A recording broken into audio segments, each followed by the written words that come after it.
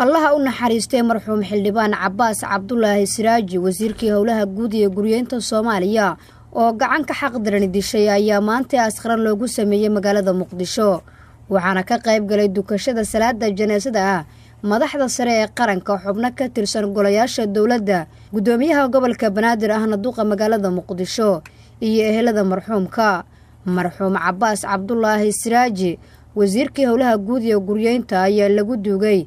qabuuraha cisbitaal Madiina waxaana ka qayb galay ra'iisul wasaaraha xukuumadda federaalka Soomaaliya mudane Xasan Cali Khayre gudoomiye ku-xigeenka koobaad ee golaha shacabka xubno ka tirsan golaha wasiirada xildhibaano shacab aad u fara badan iyo ehelada marxuumka qaar ka mid ah xildhibaanada golaha shacabka oo la hadlay warbaahinta ayaa tacsi u diray ehelada marxuum Cabbaas Cabdullaahi Siraaji wasiirkii howlaha guud ee dalka geeridaasi oo maanta murugada lahayd ee meydkii marxuumka wasiirka maanta lagu aasay isbitaalka Madiina waxaan dhammaanteennaba aan ilaahay uga baryaynaa marxuumka inuu rabbi naxariistii janna uu ka siiyo dadkiisana samir iyo iimaan كل نفس ذائقة الموت نفس وقت بلادها ساعات بلادها وقت إلهي وتلقى أيو أفصلي ونطع سيدنا دمان شعب وينها الصوماليات جودهان كارهان حكومة فدرالك جمهورية فدرالك كلها شعبك قيس كيسي قرابة ديسا أيام وقطع سيدنا جاريدين حدين تلاهي gudoomiye ku-xigeenka koobaad ee golaha shacabka Cabdiweli Sheekh Ibraahim Muudey iyo ra'iisul wasaare ku-xigeenka dalka Abukaate Mahdi Maxamed Guuled Qadar ayaa Xuseen wasiir Cabbaas Cabdullaahi Siraaji ahaa shakhsi leh hami sare oo dalka lagu gaarsiiyo horumar tacsina u diray qoyskii eheladii iyo asxaabtii uu ka geeriyooday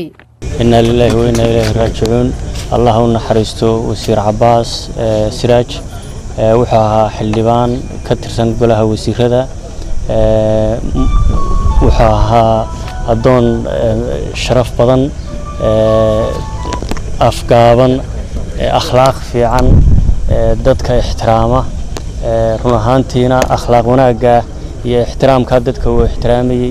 asxaabta oo uu xiriir fiican la lahaa wuxuu ahaa nin bulshaawiya nin dhalinyaro firfircoon buu ahaa waqtigiisii baa galay waxaanu ilaahay uga baryaynaa in uu ehelkii iyo qaraabadii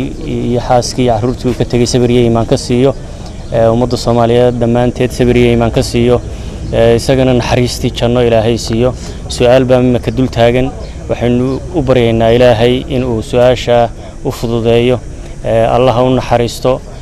waynu wada ducayno aynu cafino dhammaanteedna aynu iscafino nin walbana meeshaas sugay arrin sahlan ma ah marka adiga waa dhiman doontaa war waxa ka horeyn doona ku xisaabtanto way Cabbaas maanta alaabtaan iyo anaga dhawaaga tagayna amalkiisa ku haray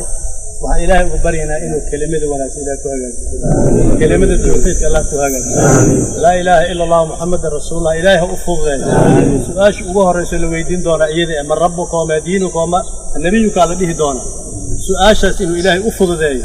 aan ilaahay ugu duceyna qabriisa Allah waasiyo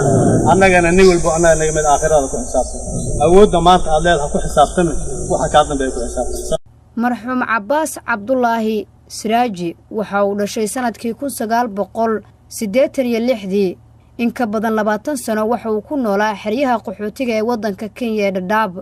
waxbarashadiisa asaasiga waxa uu ku qaatay iskuul ku yaala xerada qaxootiga ee Efo shahaado koowaadna waxa uu ka diyaariyay cilmiga computer science jaamacad ku taala wadanka Kenya gaar ahaan magaalada Nairobi marxuum Cabbaas Cabdullaahi waxa uu ka mid noqday xildhibaanada golaha shacabka ee lagu soo doortay magaalada Kismaayo oo xarunta ku meel gaarka ee Jubbaland bishii Maarso aynu soo dhaafnay sanadkan 2017 ayuu ra'iisul wasaare Xasan Cali Khayre u magacaabay wasiirka howlaha guud iyo guryeynta xukuumadda